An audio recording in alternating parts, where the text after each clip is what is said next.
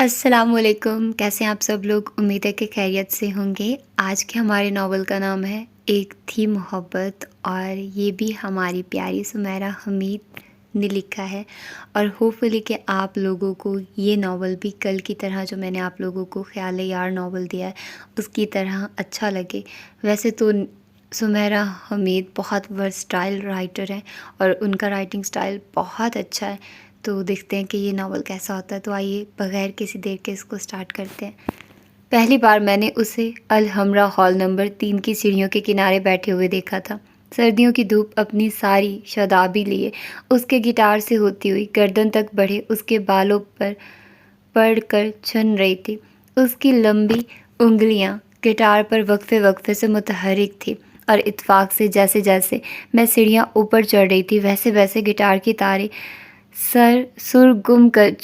सरगम छोड़ रही थी। यही वजह थी कि आखिरी सीढ़ी पर पहुंचकर मैंने गर्दन मोड़कर उसे देखा। उसकी पुश्त मेरी तरफ थी, आधा गिटार दाएं बाएं चेहरे को छुपाते उसके बाल और थोड़ी की दाढ़ी मुझे दिखाई दे रही थी। मुझे हॉल के अंदर चले जाना चाहिए था लेकिन मैं वहीं खड़ी रही।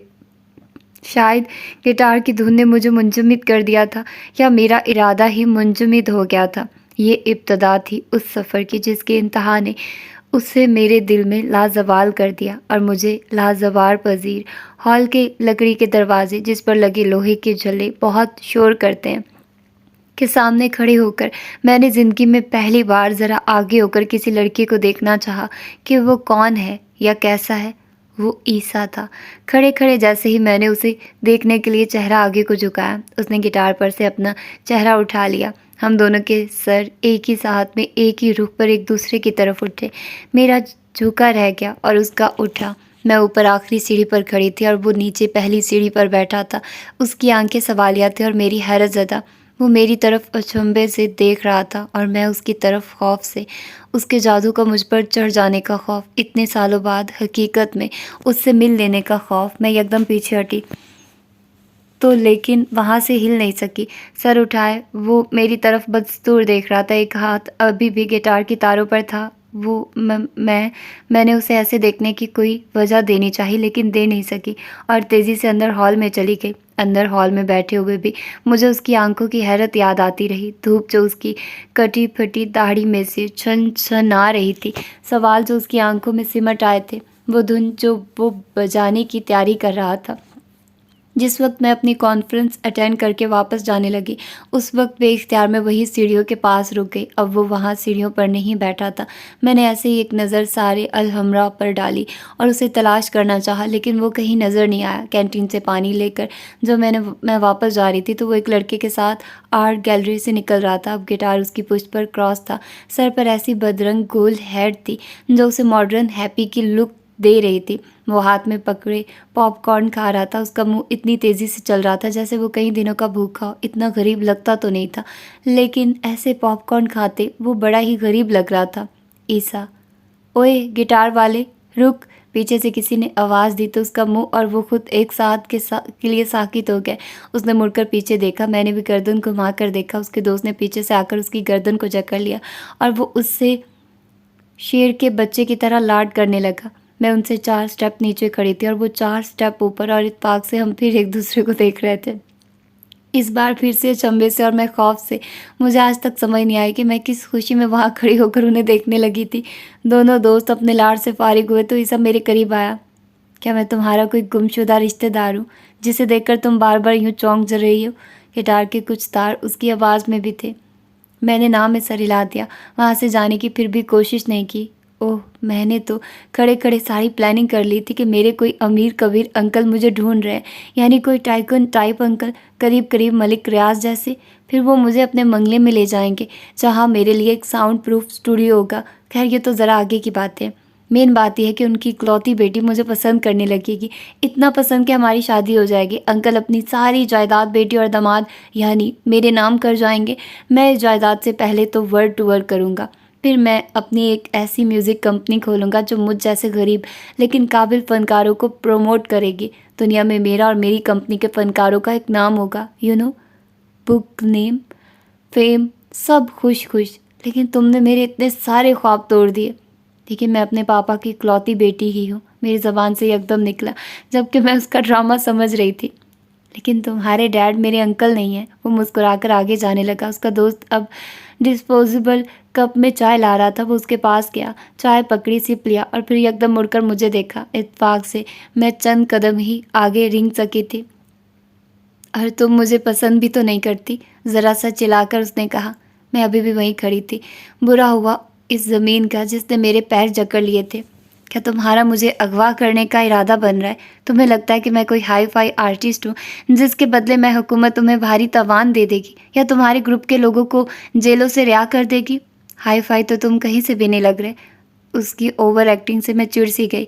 लेकिन तुम हर तरफ से हाई फाई लग रही हो, रिच किड, अमीर तरीन, लेकिन आर्टिस्ट नहीं। मुझ पर कमेंट करने की कोई ज़रूरत नहीं है तुम्हें। अब मुझे गुस्सा आ गया। आर्टिस्ट तो गरीब लोग बनते हैं, मुझे क्या ज़रूरत थी आर्टिस्ट बनने की? चाय के कप से सिप लेते वो थोड़ा सा चौंका, फिर मूंछों तले दबे होंठों से हंस दिया। मुझे घूरने की भी तुम्हें कोई ज़रूरत नहीं है। मैं म्यूज़ियम में रखा मुजस्मा नहीं जिसे तुम अपनी जज्बात से देख रही हो। फिर भी अगर तुम ऐसे ही घूरते रहना चाहती हो तो पहले टिकट ले लो। मेरा ख्याल है मुझ पर कम से कम $50 की टिकट तो लगनी ही चाहिए। लाओ $50। उसने हाथ आगे किया और उसका दोस्त उसे कुहनी मारकर हंसने लगा। मैं भुनाकर वहाँ से चलकर पार्किंग में आ गई। वो दोनों दोस्त भी पार्किंग से अपनी बाइक निकालने लगे। उनकी बाइक काफ़ी देर तक मेरी कार के सामने सड़क पर लहराती रही। दोनों मेरी कार को आगे जाने का मौका ही नहीं दे रहे थे। अगर मेरी ड्राइविंग ज़रा सी अच्छी होती तो मैं उनकी बाइक को अपनी कार से घूंसा मारकर आगे निकल जाती। जब उन दोनों का मुझे तंग करने से जी भर गया तो हाथ लहराकर और फ्लाइंग किस देकर ईसा गायब हो गया। मैं अपने कॉलेज, अपनी क्लास, अपनी सोसाइटी में हज़ारों लड़कों को देख चुकी थी, उनसे मिल चुकी थी, उन्हें जानती थी। फिर उसे ही देखकर मुझ पर अनजाने जादू का असर क्यों हुआ? क्या सिर्फ इसलिए कि एक बार मैंने उसकी शक्ल के एक लड़के का स्केच बनाया था? बल्कि उसी का। मुझे पेंटिंग का शौक़ था, लेकिन पापा ने मुझे समझाया कि इसमें मेरा कोई मुस्तकबिल नहीं है। मैं अमीन गुलजी या सादिकीन के लेवल की पेंटर बन जाऊं तो ठीक है, लेकिन अगर ना बन सकूं तो अपने ही पैसों से आर्ट की नुमाइश अरेंज करवाने से अच्छा है कि मैं ऐसा काम करूं कि पैसा भी खुद ब खुद आए और शोहरत भी। सीधे सीधे वो मुझसे कह रहे थे कि मैं ऐसा काम करूँ जो मुझे ज़्यादा से ज़्यादा माली फ़ायदा दे, जिस पर 10 लगाने से 100 मिले। हकीकत तो ये है कि मुझे पेंटिंग का शौक़ था, जुनून नहीं। हत्ता कि मैंने आज तक सादिकीन के एक भी पेंटिंग देखने की ज़हमत नहीं की थी। स्केचेस बनाने में मेरा हाथ काफ़ी साफ़ था। फारिग वक्त में मैं स्केचेस बना लेती थी। पापा ही कहते थे कि जिन चीज़ों से बड़े फ़ायदे हासिल ना हो उन्हें फारिग वक्त के लिए शौक़ बना लेना चाहिए, पूरी ज़िंदगी का मकसद नहीं। मैंने शौक़ को मकसद नहीं बनने दिया और टेक्सटाइल डिज़ाइनर बनने लगी। ईसा का स्केच मैंने तब बनाया था जब मैं न्यूयॉर्क छुट्टियां गुजारने के लिए गई थी। मामा को यूरोप की ठंड बहुत पसंद है, लेकिन मुझे ठंड से चिढ़ है, ख़ासकर बर्फ़ से। एक दिन मामा अपनी दोस्तों के साथ बाहर घूमने चली गई और मैं घर में अकेली रह गई। बाहर बर्फ़बारी हो रही थी। मुझे बर्फ़बारी कभी अच्छी नहीं लगी, लेकिन उस दिन मैं पहली बार उठकर घर से बाहर निकली।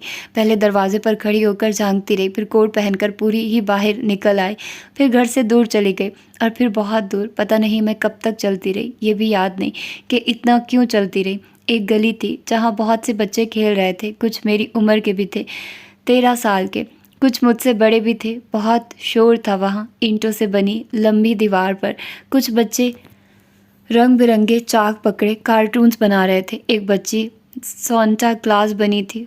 एक 18-19 साल का लड़का बर्फ़ से निकलती शार्क बना रहा था। नीचे एक चौक गिरा हुआ था। मैंने उसे उठाकर दीवार पर कुछ सोचे बगैर लकीरें खींचनी शुरू कर दी। कुछ देर बाद जब मैं फारिग हुई तो वहाँ ईसा बन चुका था। लड़का जो शार्क बना चुका था वो मेरे पीछे खड़ा होकर देख रहा था। बॉयफ्रेंड? उसने मुझसे पूछा तो मैंने चौंक कर पहले लड़के को फिर अपने बनाए स्केच को देखा। मैं तुम्हारी जगह होता तो इस दीवार पर कभी अपनी गर्लफ्रेंड न बनाता। क्यों? क्योंकि यहाँ तो ये मिट जाएगा। ये इतना ख़ास नहीं, किसी ख़ास जगह पर बनाया जाता। तुम्हारे लिए अपनी ही चीज़ ख़ास नहीं। कितना अच्छा स्केच बनाया है तुमने, लेकिन मिटा देने के लिए। मैं मुस्कुरा दी। मुझे परवाह नहीं थी कि वो मिट जाता है या नहीं। वो मेरे हाथ से निकली लकीरें थी और बस। और अगर वो मेरे हाथ से निकली लकीरें थी तो वो वहाँ सीढ़ियों पर गिटार कौन बजा रहा था? 11 साल बाद वो दीवार से कूदकर यहाँ कैसे आ गया था? 11 साल पहले वो दीवार पर मेरे हाथ से कैसे बन गया था? मेरी दोस्त समरा की पेंटिंग्स की नुमाइश थी और मैं वो देखने अलहमरा आर्ट गैलरी आई थी। नहीं, ये झूठ है। सच ये है कि मैं वहाँ ईसा के लिए आई थी, लेकिन बहाने से, यानी मेरे अंदर चोर था। मुझे कोई बहाना चाहिए था जो मुझे मिल गया कि मैं तो समरा के लिए आई हूँ।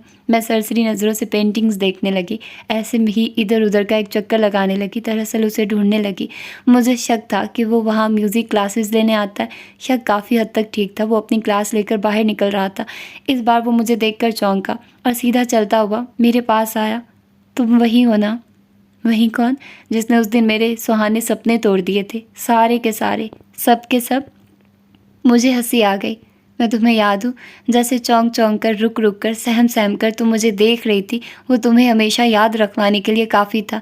ये शर्फ मुझे पहले कभी नसीब नहीं हुआ। मुझे ऐसे घूर घूर कर किसी ने नहीं देखा। मुझे कोई शौक़ नहीं तुम्हें देखने का। मुझे बुरा लगा कि उसने मुझ पर ऐसे तंज किए। तुम्हें ये शौक़ पूरा करते मैंने खुद देखा है। तुम खुद को क्या समझ रहे हो? ईसा, मिस्टर ईसा, आप किसी गलत फहमी का शिकार हैं। दूर करें मेरी गलत फहमी। उसने अपने गिटार को अपने शूज़ पर टिका लिया और गिटार के सिरे पर अपनी थोड़ी रख ली। मेरे पास इतना फालतू वक्त नहीं है। मैंने एक नई धुन सीखी है, सुनाऊं तुम्हें?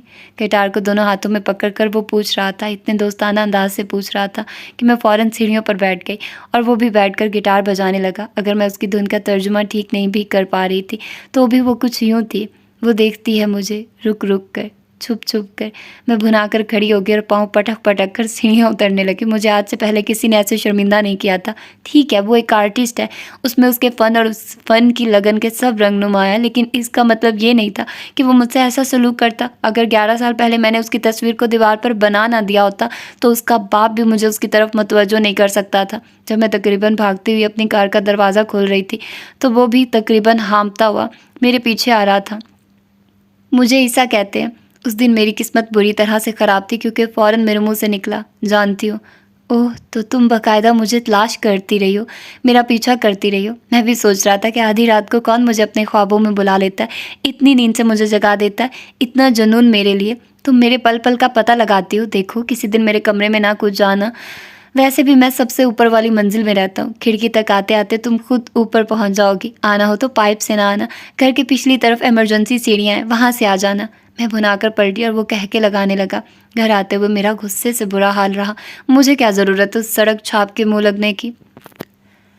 उससे अगली मुलाकात एनसीए कॉलेज में हुई थी। वो अपने दोस्त के साथ दरख्त के नीचे बैठा बातें कर रहा था। मैं करीब से गुजर रही थी कि अचानक मेरी उस पर नज़र पड़ी। चूँकि 1 महीने बाद वो फिर से मेरे सामने आया था, इसलिए मैं एक लम्हे के लिए ठिठक कर रुक गई। अभी मुझे ठिठक कर रुकते 1 लम्हा भी नहीं हुआ था कि उसने मुझे देख लिया और कहका लगाकर अपनी आंखों के ऊपर हाथ रखकर हिलाने लगा, यानी ऐसे इशारे करने लगा कि फिर से मुझे छुप छुप कर देख रही हो। मेरा खून सिमट कर मेरे चेहरे पर आ गया। दिल चाहा एक नहीं 100 थप्पड़ मार कर आऊँ उसे। तुम समझते क्या हो खुद को? मेरा बस चलता तो खंजर उतार देती उसके सीने में। ईसा, उसने आराम से कहा, नाम है मेरा। वैसे मैं खुद को माइकल जैक्सन भी समझ लेता हूँ, लेकिन कभी कभी। और तुम? मैं? My foot. उप्स, ज़बान को ज़रा सा बाहर निकाल कर वो शरारत से हंसा। दिल चाह रहा है तुम्हारा मुँह तोड़ दूँ। दिल तोड़ दो मेरा, फिर मैं रांझा बन जाऊंगा। फिर तुम देखना कैसी कैसी लाजवाब धुनें निकलेंगी इस टूटे दिल से। उसकी तेज़ धारी ज़बान का मुकाबला करना कितना मुश्किल था। मैं खड़ी उसे घूरती रही। तुम कह क्यों नहीं देती कि तुम्हें मुझसे मोहब्बत है और तुम यूँ छुप छुप कर मुझे देखती हो? ये जुमला उसने ऐसे कहा ही था कि दरख्त के आसपास बैठे सभी स्टूडेंट्स गर्दनें घुमाकर मुझे देखने लगे कि कौन किससे मोहब्बत करता है और यूँ छुप छुप कर करता है। सारा सामने एजल पर काम कर रही थी। उस बेचारे का तो स्ट्रोक भी गलत हो गया था। शट अप अब। उसने आंख दबाकर कहा। Go to hell. Go to hell नहीं कहते, गो ऑन हेल कहते हैं, यानी हेल पर चलना। उफ, देखो तुम मुझे बहुत ज़्यादा अमीर लगती हो। मेरा गरीबाना मुशाहिदा कहता है कि तुम्हारे हाथ में बंधी इस घड़ी की कीमत 70 से 80 हज़ार के दरमियान है। उसका गरीबाना मुशाहिदा गलत था। मेरी घड़ी की कीमत 1.5 लाख थी। ये तुमने स्विस ही पहन रखी है ना? हाँ, ये वही है। और तुम्हारी कार? चलो इसे छोड़ते हैं। चलो मान लेते हैं कि मैं भी तुम्हें पसंद करने लगूंगा, लेकिन तुम्हारे डैडी पापा जो भी तुम्हें उन्हें कहती हो को मुझ जैसा गरीब इंसान पसंद नहीं आएगा। वो मुझे रिजेक्ट कर देंगे, बल्कि मेरी गुर्बत की काफ़ी बेइज्जती भी करेंगे। मेरा दिल टूट जाएगा। तुम खुदकुशी कर लोगे और मैं तुम्हारे गम में एक बड़ा फ़नकार बन जाऊंगा। वैसे मैं कोई ज़्यादा नुकसान में नहीं रहूँगा। हाँ, अलबत्ता तुम अपना हिसाब किताब फिर से लगा लो। वो रवानी से कह रहा था। अफसोस का मकाम तो ये था कि सब पूरी तवज्जो से उसे सुन रहे थे। सारा ने बुर्ज को अपनी थोड़ी से टिका लिया था। खुदकुशी? माई फुट, उसने कहका लगाया। यानी तुम मान रही हो कि तुम मुझे पसंद तो करती हो, लेकिन खुदकुशी जितना नहीं। अगर ये नौबत आए भी तो तुम पर ही आएगी। मोहब्बत भी तुम ही मुझसे करोगे और खुदकुशी भी। उसका दोस्त दिल खोल कर हंसा। ईसा ने मुझे आंख मारी। मैंने सारा के हाथ से ब्रश खींचकर ईसा के मुंह पर मल दिया। उसका मुंह सुर्ख लकीरों से सज गया। तुमने मुझे सुर्ख रंग दिया। क्या नाम है तुम्हारा? हाँ सूफी। ये क्या किया तुमने? तुम ज़रूर मुझे खून में नहलाओगी, लेकिन अगर खून का दरिया बहाकर भी तुम्हें पाना पड़ा तो मैं पाऊंगा, तुम्हें पा लूंगा मेरी जान। सब फिर हंसने लगे। अगर वो वाकई गरीब था तो वो गरीबों जैसा क्यों नहीं था? दबा दबा एहसास कमतरी का मारा, कपड़ों जूतों की तरह गाड़ियाँ चेंज करने वाली लड़कियों से बात करते हुए चेक इन रखने वाला। या वो गरीब नहीं था, या वो गरीब तो था, लेकिन उसके पास कुछ ऐसा ज़रूर था जिसके बल पर वो इतना इतराता था। अगर उसकी इतराहट उसके फ़न के बल पर थी तो मुझे उसकी परवाह करने की कोई ज़रूरत नहीं थी। पापा कहते फ़नकार और फ़कीर में ज़्यादा फ़र्क नहीं होता। अगले दिन मैं कॉलेज गई तो वहाँ हर एक को मायनी खेजी से हंसते पाया। उस जैसे लड़के की इतनी औकात थी क्या कि मेरे साथ अपना स्कैंडल मशहूर कराता। मैं उस लफंगे का मुंह तोड़ दूंगी। मैंने बिनी से कहा, इसे मजाक की आदत है, उसकी ज़बान ऐसे ही चलती है, एंजॉय करो यार उसे। तुम कैसे जानती हो उसे? तकरीबन सभी जानते हैं उसे, मैं भी थोड़ा बहुत जानती हूँ। वो जो शॉर्ट कोर्सेज हो रहे हैं ना, उनकी क्लासेस लेने आता है। वो यहाँ स्टूडेंट है। इतना अमीर तो नहीं है वो। हाँ हाँ, इतना गरीब भी नहीं है वो। टीचर है वो। कभी कभी उसे उधार की क्लासेस मिलती हैं। अपने कुछ यूनिक धुनों पर लेक्चर देने आता है, सिखाता भी है। सारा वगैरह की जो एग्जीबिशन हुई थी उसी के लिए उसी ने म्यूज़िक कंपोज किया था। तुम ये सब जानती हो तो मैं क्यों नहीं जानती? मैंने तो कई बार जिक्र किया था उसका। क्या उसकी क्लासेस लेने चले? कब? यही कोई 2 महीने पहले। मुझे खुद पर हैरत हुई। हाँ, बिनिश ने जिक्र किया था, लेकिन मुझे कोई दिलचस्पी नहीं थी म्यूज़िक की एक्स्ट्रा क्लासेस लेने में। मैं इसलिए भी हैरान थी कि इससे मुलाकात से पहले उसका जिक्र मुझ तक आ चुका था, लेकिन मैं अनजान थी। उफ, मेरे साथ क्या होने जा रहा है? क्या मैं किसी फेरी टेल का हिस्सा हूँ? मैंने अपनी ज़िंदगी इतनी हकीकत पसंदाना गुजारी है कि फेरी टेल का सवाल ही पैदा नहीं होता। यही क्या कम था कि पापा के एक बार समझाने पर मैंने पेंटर बनने का ख्याल ही दिल से निकाल दिया था। पापा के दलाल बहुत पुरअसर होते हैं, या शायद वो आने वाले वक्त और दुनिया पर बहुत गहरी नज़र रखते हैं। उनका कहना है कि दुनिया में वो शख्स कभी कामयाब नहीं हो सकता जो जज्बाती होकर सोचता और फैसले करता है, जैसा कि पापा कभी जज्बाती नहीं हुए। उन्होंने 28 साल की उम्र में खुद से 8 साल बड़ी अपने बॉस की बेटी से शादी कर ली थी। एक बार मैंने पापा के कागजात में एक खूबसूरत लड़की की तस्वीर देखी तो उनसे पूछ लिया, ये कौन है पापा? आपकी कोई क्लास फेलो? मैं एक मिडिल क्लास लड़का रहा हूँ सोफिया, और मिडिल क्लास लड़कों की क्लास फेलोज लड़कियाँ नहीं होती। हूँ भी तो उनके साथ दोस्तियाँ नहीं होती। क्लास का फ़र्क हर क्लास में रहता है। ये मेरी कज़न है, खाला की बेटी। आपने उनकी तस्वीर को क्यों संभाल कर रखा हुआ? आप उन्हें पसंद करते थे? हाँ करता था, अच्छी लड़की थी। अभी भी कभी कभार मिल लेता हूँ उससे। कितना पसंद? शादी जितना। फिर शादी क्यों नहीं की उनसे? उनसे करता तो तुम्हारे मामा से कौन करता? अब भी वैसे ही पसंद करते हैं उन्हें। हाँ, अब भी पसंद करता हूँ। मुझ पर कोई पाबंदी नहीं है उसे पसंद करने की। हमेशा पसंद करना और हमेशा साथ रहना दो अलग अलग फ़ैसले हैं। मैंने उसे हमेशा पसंद करने का फ़ैसला किया था और आज तक उसे निभा रहा हूँ। आपने उनके साथ रहने का फ़ैसला क्यों नहीं किया? पसंद तो किसी को भी किया जा सकता है, लेकिन साथ हर किसी के नहीं रहा जा सकता। मैं खामोश हो गई। ठीक कहा था पापा ने, पसंद तो किसी को भी किया जा सकता है, लेकिन साथ हर किसी के नहीं रहा जा सकता। आओ तुम्हें एक धुन बजाना सिखाऊं। मुझे कॉलेज में दाखिल होते ही मालूम हो गया था कि वो आज कॉलेज में मौजूद है। मैं नहीं चाहती थी कि उस पर मेरी नज़र पड़े और मैं रुककर उसे देखने लगूं। ऐसे उसे फिर से बातें करने का फिर से मौका मिल जाता, लेकिन उस पर मेरी नज़र क्या पड़ती। वो खुद ही एकदम से ऐन मेरी नज़रों के सामने आकर खड़ा हो गया और गिटार पर 2-3 बार उंगलियाँ मारकर बोला, मुझे कोई दिलचस्पी नहीं गिटार से, दोनों से, गिटार और गिटार वाले से। गिटार और गिटार वाला दोनों अपने अंदर दिलचस्पियों के कहीं समान रखते हैं। हमें आजमाओ तो सही। मैं कभी बी क्लास मूवीज़ नहीं देखती, तो सी देख लिया करो, बल्कि DEF। अपनी पसंद नापसंद पर लकीर नहीं खींच दिया करते। कभी कभी राख के ढेर में भी हीरा निकल आता है। मेरे पास इतने हीरे हैं कि मुझे राख के ढेर तक जाने की कोई ज़रूरत नहीं। तुम भी जाओ यहाँ से। तुम्हें देखकर ये क्यों लग रहा है कि तुम मुझसे खफा हो? मेरा मुंह हैरत से खुल गया। वो किस धड़ल्ले से मुझसे अपना ताल्लुक जोड़ रहा था। तुम ऐसे कह रहे हो जैसे तुम। मैंने तंदु तेज़ लहजे में कहना चाहा और उसने मुझे टोक कर, मैं एक हफ्ता कॉलेज नहीं आया और तुम नाराज़ होगी। अच्छा बताओ कैसे मानोगी? चाय या आइसक्रीम? पिज़्ज़ा वीज़ा मैं नहीं खिलाऊंगा। मेरी पॉकेट में सिर्फ 50 रुपये हैं। कहाँ? किस कॉलेज की कैंटीन से 50 के 2 कप मिलते हैं? मैंने इस्तज़ाया पूछा। यानी तुम चाय पीने के लिए राज़ी हो, बस तुम्हें कम पैसों पर ऐतराज़ है। कॉलेज की कैंटीन की कौन बात कर रहा है? क्या तुम मस्ताने माही को नहीं जानती? वो जो मेन मॉल से ज़रा हटकर अपना खोखा लगाकर खड़ा होता है। हाँ हाँ, वही जिसके सामने के 3 दांत गायब है। तुमने गेस कर ही लिया। लड़की वैसे तुम ज़हीन हो। तुम्हारे गिटार की तारों की तरह तुम्हारी ज़बान की भी तारें होनी चाहिए थी, जिन्हें खींचकर तोड़ दिया जाता। ज़बान की तारें भी तोड़ देना। तुम मेरे साथ आओ, थोड़ा सा चल कर जाना पड़ेगा वहाँ तक। 20 का कप कड़क एंड भड़क चाहे। तुम मुझसे फ्लर्ट करने की कोशिश कर रहे हो? नहीं, बल्कि तुम मुझसे फ्लर्ट ही कर रहे हो। तुम मुझसे मोहब्बत कर सकती हो, मैं फ्लर्ट भी नहीं कर सकता। किस पागल ने कहा कि मुझे तुमसे मोहब्बत है? मेरी आवाज़ इतनी ऊंची हो गई कि उसने यकदम अपने दोनों कानों में उंगलियां ठूंस ली। पागल को छोड़ो। अच्छा सुनो पागल, मुझे यकीन है तुम कभी किसी की बाइक के पीछे नहीं बैठी हुई होगी। अमीर लोगों का यही मसला होता है, वो महंगी महंगी बोर्ड चीज़ों की जान ही नहीं छोड़ते। दरवाजे बंद करके घुटकर बैठ जाते हो। क्या मिलता है तुम्हें इन 4 पहियों पर घूमकर? और तुम्हें क्या मिलता है 2 पहियों पर घूमकर? ज़िंदगी और आज़ादी का एहसास। तुम्हें क्या मालूम कि बाइक पर ज़िंदगी कितनी करीब से होकर गुजरती है? मुझे कार की खिड़की से ही ज़िंदगी अच्छी लगती है। वैसे भी मुझे क्लास लेनी है। यानी तुम मुझे इनकार नहीं कर रही, क्लास के बाद आने के लिए कह रही हो। अगर तुम मुझे ऐसे ही तंग करते रहे तो मैं ये कॉलेज छोड़ दूँगी। लेकिन अगर तुमने मुझे तंग ना किया तो मैं ये दुनिया छोड़ दूँगा। मेरा ख्याल था तुम पढ़े लिखे डिसेंट लड़के हो। तुमने इतना सोचा मेरे बारे में? उफ, क्या चाहते हो तुम? मैंने एक बार तुम्हें रुक कर देख क्या लिया? तुम तो चिपक ही गए हो। ऐसा करो तुम भी चिपक जाओ मुझसे। चलो आओ मेरे साथ, क्लास बंक कर दो। वैसे तुम्हारे कौन से छोटे छोटे बच्चे भूखे मर रहे हैं जिनके लिए तुम इतनी मेहनत कर रही हो? वो कहकर आगे बढ़ गया। मुझे बाद में मालूम हुआ कि क्लास मैंने ही बंक नहीं की थी, उसने भी अपने लेक्चर की क्लास बंक की थी। वो तो वहाँ बैठकर मेरा इंतज़ार कर रहा था। वो आगे जा रहा था और मैं अपनी क्लास लेने के लिए क्लास की तरफ बढ़ना चाहती थी, लेकिन ऐसा हो नहीं पा रहा था। बल्कि ऐसा हो गया कि मैं उसके पीछे जाने लगी। वो आगे, मैं पीछे। उसने बिना पीछे मुड़े, बिना मुझे देखे जाकर बाइक स्टार्ट की, और इस यकीन के साथ कि मैं उसके पीछे मौजूद हूँ, बाइक को किक लगा दी। उसके किक लगाते ही मैं उसकी बाइक के पीछे बैठ गई, सिर्फ 2 पहियों पर ज़िंदगी को ज़रा करीब से देखने। तुमने कहा था चल कर जाना होगा, कड़क एंड भड़क चाहे। तुम्हें मेरी बातें इतनी याद रहती हैं, हरफ़े आखिर समझती हो इन्हें। इतने अजीज़ है मेरे अल्फाज तुम्हें। बाइक की तेज़ आवाज़ के साथ वो चिल्लाकर बोलने लगा। मैं बाइक पर पहली बार बैठी थी। हवा से मेरे बाल बुरी तरह से उड़ रहे थे। मुझे ये भी लग रहा था कि सब मुझे ही देख रहे हैं, और ये भी कि सब क्या सोच रहे होंगे।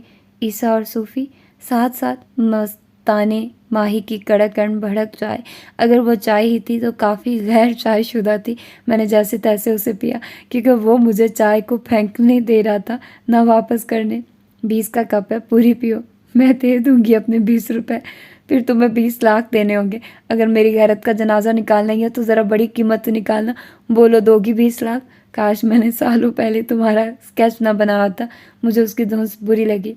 कौन सा स्केच? मुझे चिढ़ाने के लिए उसने पुरजोर आवाज़ से चाय की चुस्की ली।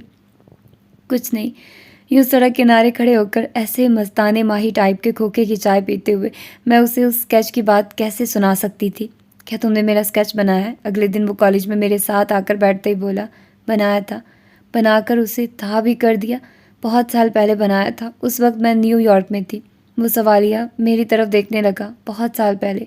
तुम तो मुझसे अब मिली हो। मैं कभी न्यूयॉर्क नहीं गया ज़ूफ़ी, इसीलिए तुम्हें पहली बार देखकर मैं भी हैरान हुई थी। तुम वैसे ही हो जैसे मेरे चौक से दीवार पर उभरे थे।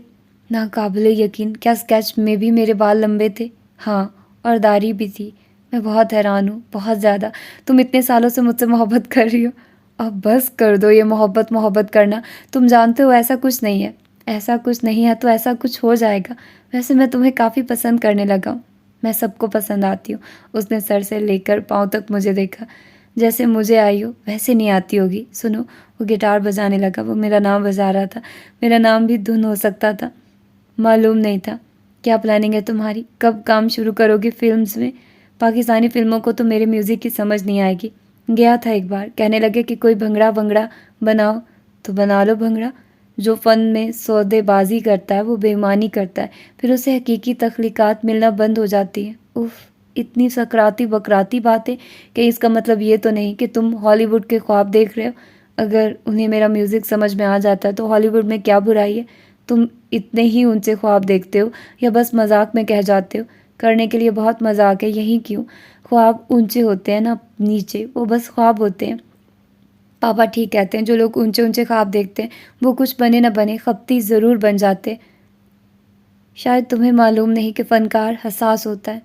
तो जिस वक्त मैं अपने ख्वाब का जिक्र कर रहा था, तुम्हें ऐसी घटिया मिसाल देने की ज़रूरत नहीं थी। पापा को जाकर बता देना, जो खपती ना हो वो फ़नकार ही नहीं होता। फ़नकारी नॉर्मल लोगों के बस की बात नहीं। रात की हवाएं और दिन की हवाएं मुझे अलग अलग सुर सुनाती हैं। सुनी है तुमने कभी इन दो वक्तों की अलग अलग सुर? आई एम सॉरी, लेकिन फिर भी तुम हकीकत पसंद नहीं हो। मुझे बाद में मालूम हुआ कि फ़नकार ही तो सबसे ज़्यादा हकीकत पसंद होता है। वो हकीकत पसंद होता है तभी तो वो कुछ ख्वाब बेदार करता है। कुछ ख्वाब तलखी को कम करने के लिए, कुछ ख्वाब हकीकत के आकाश होते एहसास को भगाने के लिए, कुछ ख्वाब ज़िंदगी को वापस बुलाने के लिए और कुछ ख्वाब ज़िंदगी को ज़िंदगी करने के लिए। हम दोनों रोज़ मिलने लगे थे। कभी वो कॉलेज आ जाता था, कभी मुझे पिक कर लेता था। मुझे नहीं मालूम था कि मेरा कभी एक ऐसा दोस्त भी बनेगा जो मुझे मिस बेल करता है कि मैं उसे फ़ोन कर लूँ क्योंकि उसके पास बैलेंस नहीं है। एक ऐसे लड़के के साथ मैं खो खो की चाय पीऊँगी जो खूबसूरत तो है लेकिन खुशहाल नहीं। ऐसा गरीब इंसान जो मुझे नान हलीम खिलाने के लिए छोटी सी दुकान में ले जाता है और मुझे दुकान के कोने में रखे कूलर से पानी का गिलास भर कर लाने के लिए कहता है। उसे जो अपने कमरे में भी बेल देकर अपने लिए पानी गिलास मंगवाती है। मुझे अपने और इसके दरमियान की क्लास के फ़र्क का मालूम था, दिल के फ़र्क का नहीं का भी, लेकिन फिर भी वो कुछ प्राइवेट एकेडमीज़ में क्लासेस लेने लगा था। कुछ टीवी शोज़ में भी हिस्सा लिया था उसने। टीवी शोज़ में उसकी धुनों की ज़्यादा पजीराई नहीं हो सकी थी। दिन ब दिन उसकी धुनें गाढ़े फ़लसफ़े की सूरत इख्तियार करती जा रही थी। चंद प्रोडक्शन हाउसेज़ ने उसे कॉल की, लेकिन उनके साथ ईसा की बात नहीं बन सकी। या ईसा उनके मुताबिक अपनी धुनों को बदल नहीं सका था, या वो ईसा की धुनों को समझ नहीं सके थे। एक दिन वो मुझे अपने घर ले गया। अपने घर वालों से मिलवाने के बाद वो मुझे अपना घर दिखाने लगा। ये देखो, ये हमारा किचन है। किचन में एक फ्रिज है जिसमें दूध, दही, बटर, ब्रेड सब है। हम कॉफ़ी भी पीते हैं और हमारे घर में भी एक डिनर टेबल मौजूद है। वो देखो सामने, हाँ वहाँ वो है डिनर टेबल। रात को सोने से पहले हम भी गुड नाइट कहते हैं। और मज़े की बात तो यह है कि मेरे पास 2 नाइट ड्रेस भी हैं। मैंने एक कंसर्ट किया था अमेरिकन एम्बेसी में। अच्छे पैसे मिल गए थे वहाँ से। तो मैं और मेरी 2 बहनें सिंगापुर भी चले गए थे। यानी हम सब जहाज़ में भी सफ़र कर चुके हैं। घर में अम्मी की मदद के लिए 2 लड़कियां आती हैं। एक घर की सफाई करती है और एक खाना पका जाती है। कपड़े हम तीनों बहन भाई अपने अपने खुद धोते हैं। मेरी अम्मी संडे बाज़ार जाती है, लेकिन वो सब्जियों की कीमत कम नहीं करवाती क्योंकि ये काम मैं करता हूँ। जब तुम ऐसी बातें करते हो तो मुझे यकीन होने लगता है कि तुम कभी नॉर्मल नहीं हो सकोगे। तुम्हारे चेहरे पर साफ साफ लिखा है, ओ ईसा। ईसा तो वाकई गरीब है। मैं शर्मिंदा हो गई। उसका घर पुरानी हवेली जैसा था। बड़े बड़े बरामदे, कमरे, पोर्च, लॉन। पोर्च में एक कार खड़ी थी जो दूर खड़ी ही चला रही थी कि मैं कार ज़रूर हूँ लेकिन कार आमद नहीं। उसके घर का रकबा मेरे घर से कहीं ज़्यादा था। फ़र्क था तो ऊपर बनी इमारत का, जो पुरानी थी, सिलनज़दा और कहीं कहीं से टूटी फूटी। तुम इस घर को बेच दो और छोटा लेकिन स्टाइलिश घर ले लो। हमें तो मालूम नहीं था कि ये किया जा सकता है। वो मुस्कुरा दिया। अब वो अपने बचपन की तस्वीरें मुझे दिखा रहा था। ये घर मेरे मामू का है। मामू फ्रांस में है। जब तक वो वहाँ हैं हम यहाँ हैं। तुम फ्रांस चले जाओ, वहाँ जाकर म्यूज़िक पर काम करो। सुना है फ्रेंच भी तुम्हारी तरह की खपती हैं। तुम मुझसे मोहब्बत नहीं करती, तुम्हें मुझसे शादी नहीं करनी, फिर तुम इन सब चीज़ों का हिसाब किताब क्यों कर रही हो? कैसा हिसाब? ये घर बेच दूँ, अच्छे इलाके में घर ले लूँ, कुछ पैसे कारोबार में इन्वेस्ट कर दूँ, वगैरह वगैरह। मेरा रोम रोम सनसना उठा। वो ठीक कह रहा था, मैं यही सोच रही थी, लेकिन उसे कैसे मालूम हुआ? मैं ऐसी कोई प्लानिंग नहीं कर रही थी। तुम्हें हर बार ये क्यों लगता है कि जो तुम कहते हो वही ठीक होता है? चलो फिर तुम कहो और मैं तुम्हें बताऊंगा वो ठीक है या नहीं। मैं मामा के साथ ट्रिप पर जा रही हूँ। हाँ ये ठीक है, जाओ इंजॉय करो। अगर तुम जाना चाहो तो कुछ अरेंज किया जा सकता है। तुम मुझसे उधार पैसे ले लो। क्या तुम मुझे 1 मिलियन डॉलर दे सकती हो? जब कर्ज़ लेना ही है तो इंसान बड़ा कर्ज़ ले। हो सकता है मुझे जर्मनी पसंद आ जाए और मैं आना पसंद ना करूं। जर्मनी तुम्हें पसंद आएगा, लेकिन तुम्हें वापस आना ज़्यादा पसंद आएगा। तुम्हारी खुशफहमियाँ तुम्हें ले डूबेंगी। मुझे सिर्फ तुम ले डूबोगी। सूफ़ी, मैं टॉलस्टॉय होता तो एक गांव बसाता, खेतों में काम करती, एक देहातन को दिल देता। सरे शाम जब सारा गांव आतिशदानों के गिर्द जमा होता, मैं तुम्हारे लिए बर्फ़ के ढेर पर बैठकर वायलिन बजाता। तुम गिटारिस्ट हो। टॉलस्टॉय के गांव में मैं वायलिन नवाज होना पसंद करता। तुम भी तो देहातन होती, उसने आंख मार कर कहा। लग्ज़री ज़िंदगी भी बोर कर देती है, ये मैंने ज़िंदगी में पहली बार उस वक़्त जाना जब मैं और मामा शिप में बैठे समंदर का सफ़र कर रहे थे। हद है, समंदर की लहरों पर उछलता क्रूज़ और उसके डेक पर खड़े लोगों में मेरी दिलचस्पी खौफ़नाक हद तक खौफ़नाक थी। मेरा सुरमई लिबास हवा के थप्पड़ों से फड़फड़ा रहा था। मैंने बाजू को अपने गिर्द लपेटने की ज़हमत भी नहीं की थी। मैं डूबते हुए सूरज को देखने की रवादार भी नहीं थी, जिसे देखने के लिए सब लोग डेक पर मौजूद थे। फिर मुझे क्या देखना था? ये जज्बा तो दिल दहला देने वाला है। मैंने सर्दी से नहीं, सहम से अपने गिर्द बाजू लपेट लिए।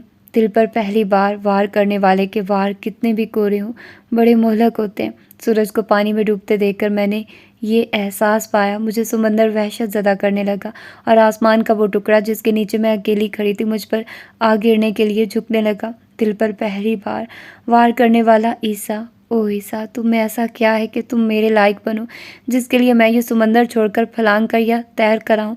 गिटार की तारों से सर निकालने वाला, उलझी और ना समझ में आने वाली धुनें बनाने वाला, और बस सिर्फ चंद बेमायनी धुनों की तख्लीक पर मैं तुम्हें अपनी तख्लीक का हक सौंप दूँ। क्या है तुम में? खींच खांच कर बहुत से दिनों बाद जब मैं वापस आई तो सिर्फ 7 दिन गुजरते थे, 7 दिन, और वो हंस रहा था। इतना पैसा लगाकर तुम लोग जाते हो और 1 हफ्ते में वापस आ जाते हो। 4 दिन तो मैं सिर्फ मरी अयूबिया में लगा देता हूँ। तुम्हारी तरह सालों बार ट्रैवलिंग के लिए नहीं जाती, थक गई हूँ। घूमने से भी कोई थकता है? अगर मुझे कॉन्ट्रैक्ट मिल गया तो मिलकर चलेंगे। तुम्हें बताऊंगा सियाहत कैसे की जाती है। कैसा कॉन्ट्रैक्ट? एक टेलीफिल्म के थीम म्यूज़िक का। हाँ, 1 लाख 2 लाख में तुम मुझे लेकर घूमने जाओगे। कुछ सेविंग भी है मेरे पास। 4 लाख में हम बहुत आसानी से इराक जा सकते हैं, अफ़गानिस्तान, श्रीलंका और बांग्लादेश भी। तुम मुझे सेहत के लिए जाना चाहते हो या मरवाने के लिए? वो हंसा। मैं इतना गरीब हूँ नहीं जितना तुम अपनी बातों से जताकर मुझे बना देती हो। अच्छा सुनो, रात मैंने एक धुन बनाई और आज तुम आ गई। मैंने खुदा से दुआ मांगी कि सूफ़ी का दिल वहशत से भर जाए, उसे समंदर जहाज़ लोगों से डर लगने लगे और वो उन्हें छोड़ आए। इसे बद्दुआ कहते हैं। मेरे लिए यही दुआ है। तुम आ गई, मेरी दुआ कबूल हुई। अब तुम भी सुन लो, कभी दुआ में मुझे ना मांगना। तुम मुझे अच्छे लगते हो, लेकिन इतने नहीं कि मैं सब कुछ छोड़ छाड़ कर तुम्हारे पास आ जाऊंगी। फ़र्ज़ करो अगर मैं कुछ छोड़ूंगी तो तुम्हें बहुत कुछ छोड़ना होगा। दुनिया छोड़ जाऊं? देखते हैं कि तुम कितने कामयाब फनकार बनते हो, फिर बात करते हैं। ये सबसे बुरी बात है जो तुमने अब तक की है। तुम दोबारा कभी मुझसे बात ना करना। तुम तो वाकई एक कारोबारी इंसान हो। अगर मैं लेन देन पर आया ना तो कुछ दे सकोगी ना ले सकोगी। जान लो सूफ़ी, मेरी धुनें तुम्हारी हैं। दुनिया के किसी भी बाज़ार में जाकर बेच देना, जितना चाहे कमा लेना। नाम काम सब ऐसा हो नहीं सकता कि जो मुझे अता किया गया है वो बेमोल हो। हाँ, शायद अभी इसके मोल के सिक्के नहीं बने। तुम मुझ पर धुन की तरह वारिद हुई हो, तुम मुझ पर तख्लीक की तरह ज़ाहिर हुई हो। मैं तुम्हारे बातिन से बेजार हूँ, लेकिन मैं फिर भी तुम ही पर निसार हूँ। मैं बेबस हूँ, जैसे आँख खोलने पर, कान से सुन लेने पर, दिल के धड़क जाने पर। मैं बेबस हूँ, हमेशा रहूँगा। मैं तुम्हारी तरफ ऐसे खिंचा चला आता हूँ जैसे तारों को छूते ही सुर खिंचे चले आते हैं। मुझे तुम्हारा साथ नहीं चाहिए, क्योंकि तुम्हारे साथ रखने के लिए तुम्हारा साथ होना ज़रूरी नहीं। तुम एक अमीर बाप की बेटी हो सूफ़ी, और मैं भी बहुत अमीर हूँ। मेरी अमीरी मेरा फ़न है। तुम अपनी दौलत से दुनिया की हर चीज़, हर आसाइश खरीद सकती हो, लेकिन अपने अंदर पैदा करने के लिए फ़न का एक कतरा भी नहीं। एक फ़नकार ही जान सकता है कि वो किस कदर माला माल है। वही जानता है कि उसे किस न्याज़मंदी से अता किया गया है। मेरे पास ज़िंदा रहने के लिए रोटी, कपड़ा, मकान सब है। मैं पैसे के पीछे नहीं भागता। क्यों भागूँ? किस लिए? पैसे की औकात ही क्या है कि मैं अपना सारा फन भुलाकर उसे 2 और 2 4 करूँ? ये तो ऐसे ही है कि शहबाज को ज़मीन पर चलने के लिए कहा जाए। क्यों चले शहबाज ज़मीन पर जब वो उड़ सकता है? मैं भी उड़ सकता हूँ। फिर मैं क्यों रेंगूँ? तुम नहीं समझोगे सूफ़ी, क्योंकि तुम फैज़याब नहीं हो। तुम पर अता नहीं हुई। वो पता नहीं और क्या-क्या कहता रहा। मुझे याद रहा तो बस इतना कि फिर भी मैं तुम ही पर निसार हूँ। मैं बेबस हूँ, जैसे आँख खोलने पर, कान से सुन लेने पर, दिल के धड़क जाने पर। मैं बेबस हूँ, हमेशा रहूँगा। मैं भी बेबस हो गई उसी वक्त, उतनी ही बात पर। वो कितने दिन कॉलेज नहीं आया, कितने हफ्ते मैं उसके घर गई। वो कराची गया हुआ था। मैं इंतज़ार करने लगी, बहुत इंतज़ार किया और फिर 3 घंटों बाद पहली फ़्लाइट से मैं कराची पहुँच गई। होटल के कॉरिडोर में वो अपने दोस्तों के साथ साथ चलता हंस रहा था, कहके लगा रहा था। मैं उसे देखती रही। ये ऐसे कैसे हंस सकता है, कहके लगा सकता है? ये तो हद है। मैंने आगे बढ़कर उसके मुंह पर एक थप्पड़ लगा दिया। तुम यहाँ खड़े कहके लगा रहे हो? उसका कहका थम गया और मैं रोने लगी। मेरी क्लास से बंक होने लगी। 20 रुपए वाली चाय मस्ताने माही ने 25 की कर दी थी, लेकिन हमें वो डिस्काउंट दे देता था। एक दिन पापा ने हमें रोड साइड पर देख लिया। मैं ईसा के साथ बाइक पर बैठी थी। कार रोककर वो ईसा से मिले, बातचीत की और चले गए। ईसा हैरान था कि पापा ने मुझे कुछ नहीं कहा था।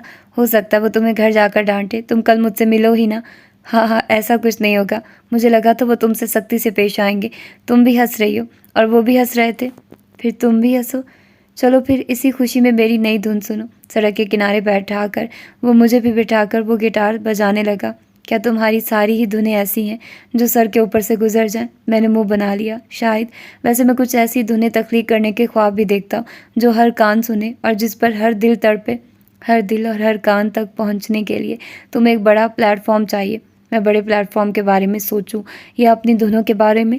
यानी तुम समझते हो कि किसी दिन तुम इस कॉलेज के दरख्त के नीचे बैठे अपनी धुन बजा रहे होगे और हॉलीवुड की किसी बड़ी म्यूजिक कंपनी का ऑनर यहाँ से गुजरेगा।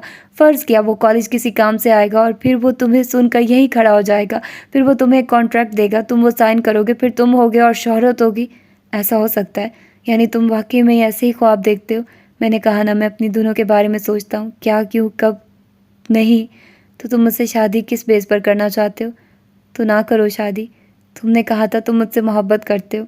तुमने भी कहा था शादी एक जिम्मेदारी का नाम है, खोखे की चाय नहीं कि मज़े से पी और बाइक पर बैठकर चले गए। शादी सिर्फ वफा का नाम है, फिल्मी मुकालमे। यानी तुम सीधे सीधे ये कह रहे हो कि तुम मेरे सर पर पलना चाहते हो। मैं ऐसा नहीं सोचता। जो मेरा होगा वो तुम्हारा होगा और तुम्हारे पास क्या क्या होगा। तुम इतनी अमीर हो सूफ़ी, फिर भी तुम्हें इतने कुछ की फ़िक्र है। क्या क्या, कब कब? क्या वाकई में तुम्हारा दिल नहीं भरा? तुम जब से पैदा हुए हो रोटी खा रहे हो ना, तुम्हारा पेट नहीं भरा? ठीक ठीक कहा तुमने। तुम मुझसे शादी करना चाहो तो ठीक है, वरना वरना तुम किसी और से मोहब्बत कर लो और तुम भी किसी और से मोहब्बत कर लो, है ना? हाँ, कर लेना। खुद को किसी नुकसान में न रखना, लेकिन मुझे बता देना, मैं हर एक चीज़ अच्छी तरह से जानता हूँ सूफिया। जब गिटार का तार टूट जाता है ना, तो नया लग जाता है, लेकिन दिल का तार टूट जाए तो नया नहीं लगता। साइंस तरक्की कर चुकी है, तुम फिक्र ना करो। सुनो सूफ़ी, जिस दिन तुम्हारी मोहब्बत का तार मेरे दिल से टूट गया, उस दिन तुम्हें फुटपाथ पर बिकने वाले सस्ते नावल्स पढ़ने छोड़ देने चाहिए। मैंने गुस्से में आकर 2 उंगलियां फंसाकर उसके गिटार की एक तार खींचकर तोड़ दी। दिल रह गया है, वो भी तोड़ दूंगी। मुझे उसकी धुनें समझ में नहीं आती थी और कभी कभी उसकी भी। वो क्या करना चाहता है, क्या कहना चाह रहा है, उसे क्या चाहिए, मुझे उस वक्त कभी मालूम नहीं हो सका, या ठीक ठीक मालूम नहीं हो सका था। मुझे वो एक ऐसा जज्बाती आर्टिस्ट लगता जो अपने फ़न के लिए ज़रूरत से ज़्यादा हसास है, और मेरी मोहब्बत के लिए। पापा कहते हैं हसास इंसान ख़तरनाक होते हैं। इस सब के बावजूद मैं उसके साथ थी, इतनी साथ कि एक बार बिनिश ने मुझे एक प्रोफेसर की बात सुनाई जो उन्होंने मेरे और ईसा के बारे में की थी।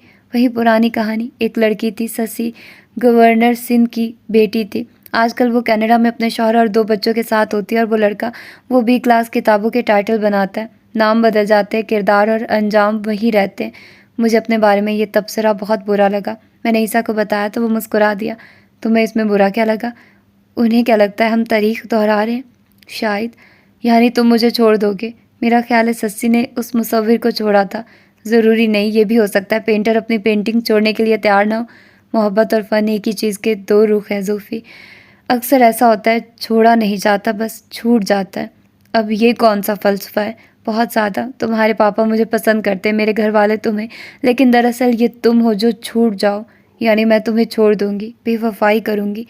नहीं, तुम इसे बेवकूफ़ी कहोगी। तुमसे मोहब्बत को, बिल्कुल, ये तुम भी कर सकते हो। हाँ, क्यों नहीं, मैं भी कर सकता हूँ। यानी हम दोनों बदल सकते हैं। जहाँ तक मैं खुद को जानता हूँ, मैं कभी नहीं बदल सकता। जहाँ तक मैं खुद को जानती हूँ, हाँ, मैं बदल सकती हूँ।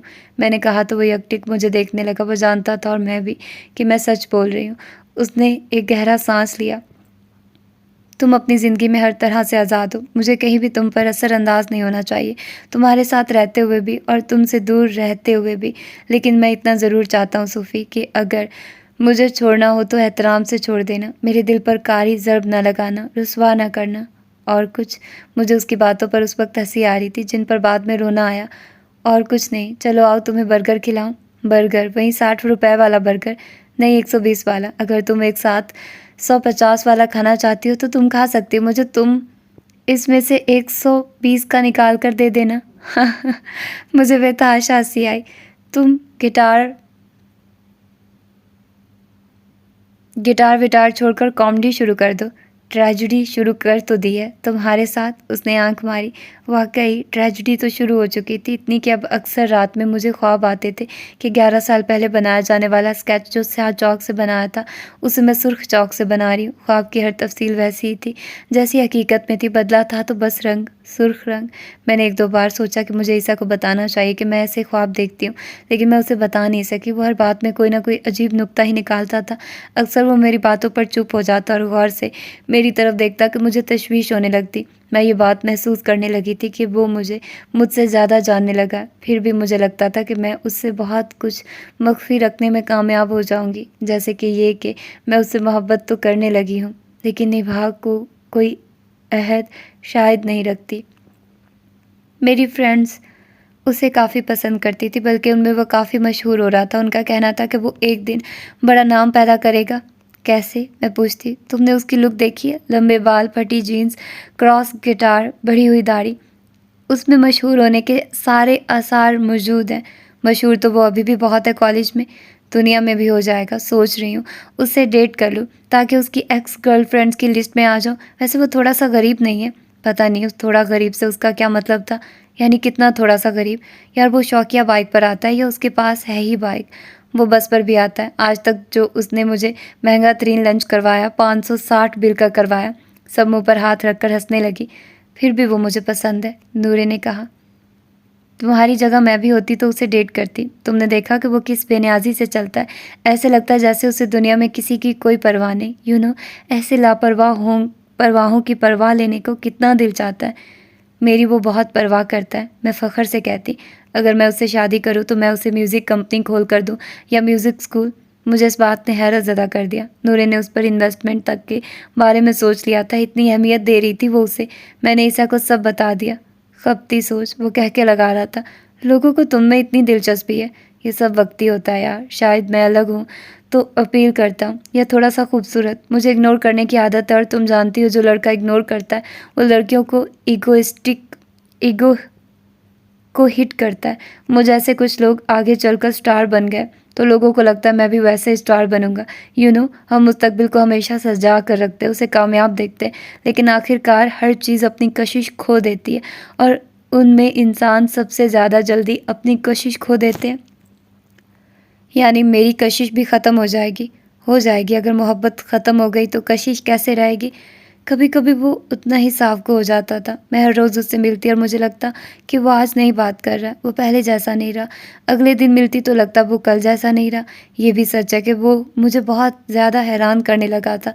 अक्सर मुझे लगता कि उसके पास कोई जादू है। वो मेरे दिल की बात जान लेता था। वो मेरे दिल का ख्याल और चोर दोनों पकड़ लेता था। ईसा वो अपनी ज़ात में छोटा मोटा दरवेश लगता था। उसे इल्हाम होते थे जो उस पर वजाहत से आशिकार होते थे, लेकिन उसकी ज़ात के बारे में ये इल्हाम मुझे उसके जाने के बाद हुए। मुझ पर वो अपने ख़त्म हो जाने के बाद आशिकार हुआ। एक रात वो डिनर के लिए घर आया। उसने मामा के लिए गिटार भी बजाया। हम इसके लिए बहुत कुछ कर सकते हैं, ये स्टार बन जाएगा, सूफ़ी भी खुश हो जाएगी, मामा ने पापा से कहा। जो मैंने सुन लिया। पापा उसे अपने साथ चहलकदमी के लिए ले गए। ज़्यादा तो पापा ही बोलते रहे, वो खामोशी से सुनता रहा। मैं जानती थी कि वो उससे भी वही सब कह रहे हैं जो मुझसे कहते हैं। क्या कहा पापा ने तुमसे?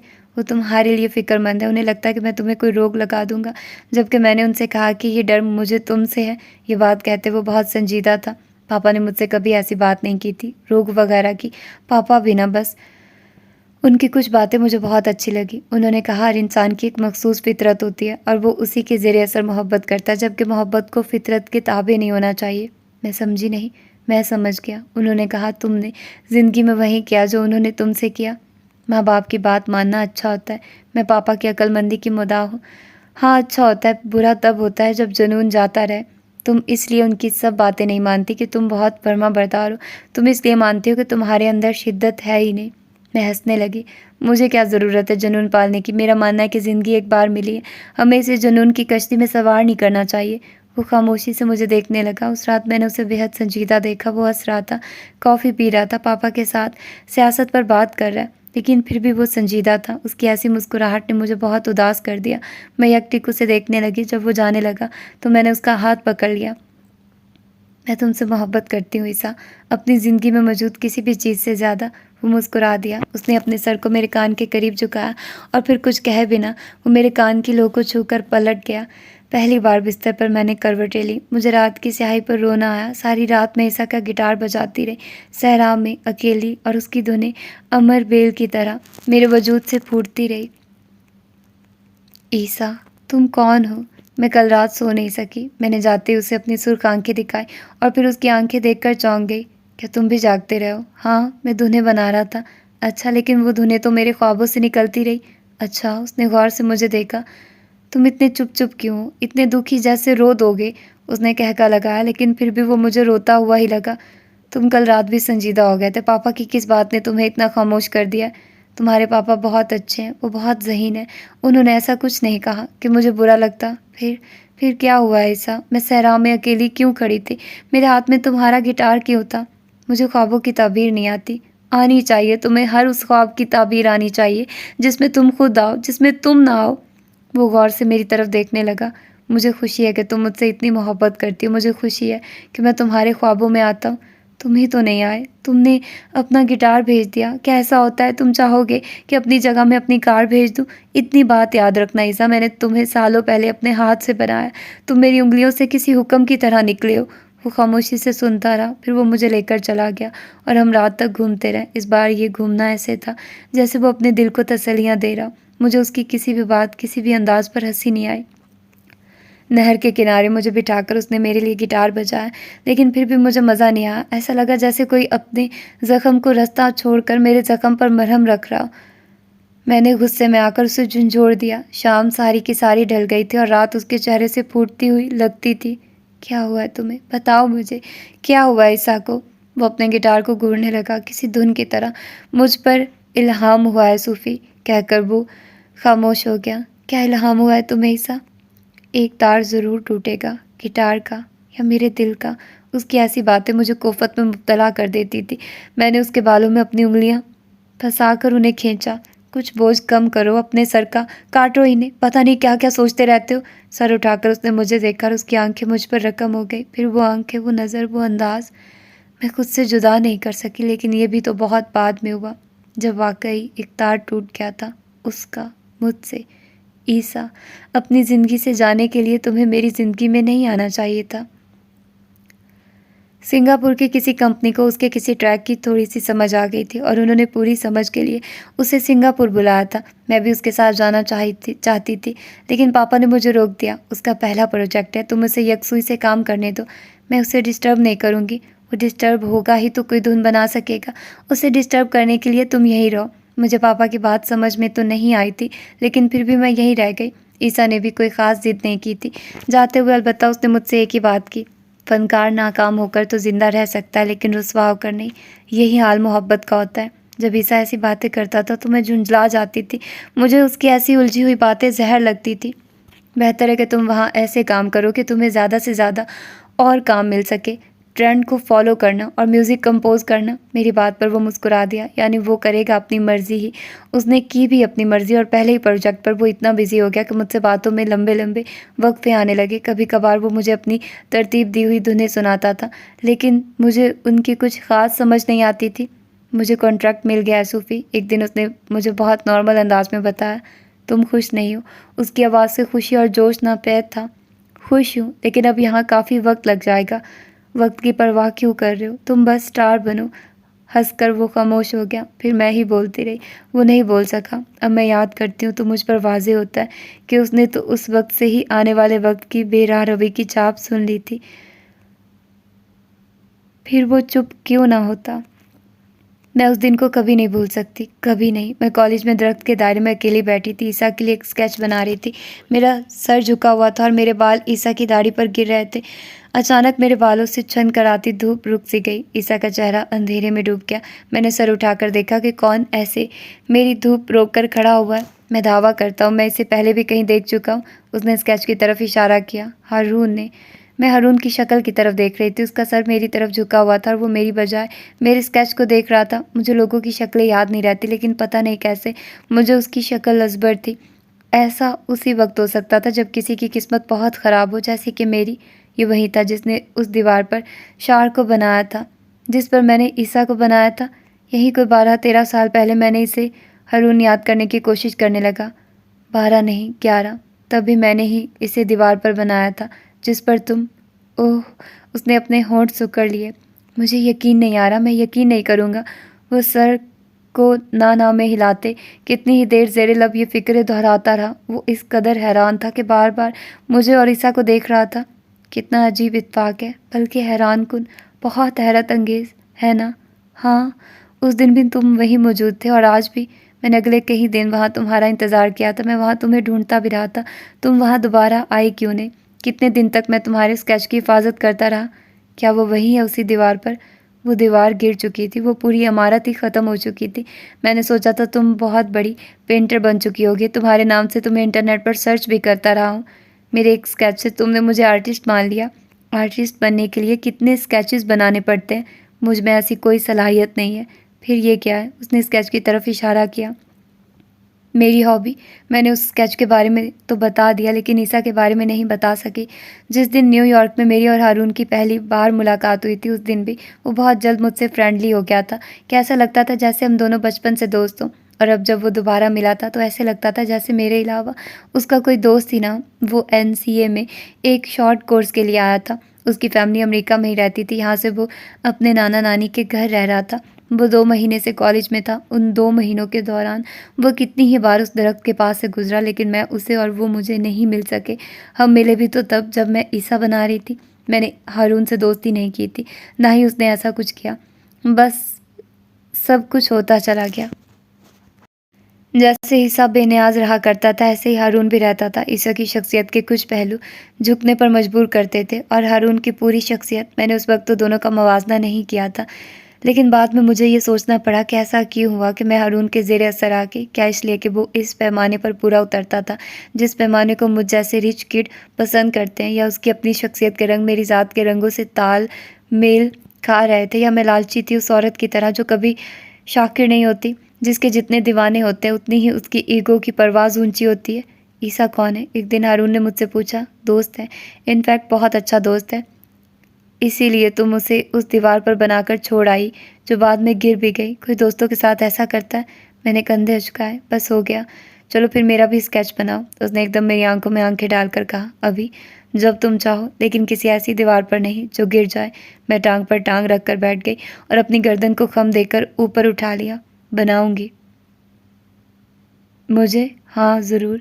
उसका सवाल सिर्फ स्केच से मुतल्लिक नहीं था, मैं जानती थी, और वो भी। और फिर एक शाम मैंने दीवार के बजाय उसे कैनवस पर बना डाला। रावी किनारे दूर दूर तक फैले पानी, पानी पर उड़ते परिंदों के शोर में वो शाम ढलने तक मेरे बुर्श के ज़ेरे असर रहा। मेरे बुर्श से ज़्यादा उसकी आंखों में रंग थे। ईज़ल के किनारे से सर निकाल कर जब मैं उसे देखती तो मेरी पुतलियाँ थरा जाती। मेरा दिल रावी के ठंडे पानी में कूद जाने को चाहता कि बस मैं इस पार चली जाऊँ, इस पार जहाँ हारून है। मुझे याद है, बहुत अच्छी तरह से याद है, उस वक्त दूर दूर तक ईसा कहीं मौजूद नहीं था। ईसा इतना दूर भी नहीं था कि यूँ उससे दूर हो जाया करता, और इतना करीब भी नहीं था कि उससे करीब ही रहा जाता। और हारून, वो इतना करीब आता जा रहा था कि मैंने खुद को मुतमईन करने के लिए झूठे दलाइल देने भी छोड़ दिए थे। मुझे मालूम भी नहीं था कि उसकी मौजूदगी इतनी ताकतवर हो सकती। मुझे ये भी मालूम नहीं था कि वो मुझ पर अपना इतना असर रख सकता है, और ये भी कि मैं उसकी खामोशी को भी सुन सकती हूँ। वो जब जब मेरे पास आता और मैं उसे देखती तो मुझे महसूस होता जैसे वो मेरी सांसों के ज़रिए रास्ते बनाता मेरे अंदर ही अंदर उतर रहा है। मैं अपने आप से इतनी नाला हो गई कि परेशान रहने लगी। मुझे समझ नहीं आती थी कि मैं इतनी तेज़ी से क्यों बदल रही हूँ।